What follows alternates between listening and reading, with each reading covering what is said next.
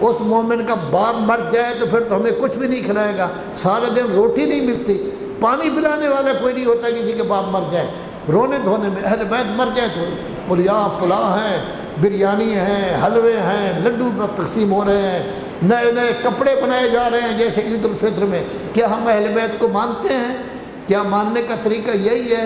سیدھی سادی بات ہے، کامیابی چاہتے ہیں تو نظم و ضبط بھی ہونا چاہیے، عمل کی حد تک کتنا ہم قرآن مجید کے ساتھ تعلق رکھتے ہیں اور اہل بیت کے ساتھ۔ حضرت عمر صاحب نے کہا تھا حسبنا کتاب اللہ، تو قرآن مجید کو کمائی کا ذریعہ انہوں نے بنایا ہے، تراویح پڑھتے ہیں، سال کا خرچہ آ جاتا ہے۔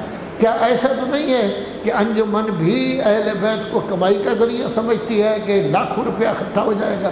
پڑھنے والا بھی کمائی کا ذریعہ سمجھتا ہے اور ہم سننے والے بھی کمائی کا ذریعہ سمجھتے ہیں کہ کھانا بڑا اچھا مل جائے گا۔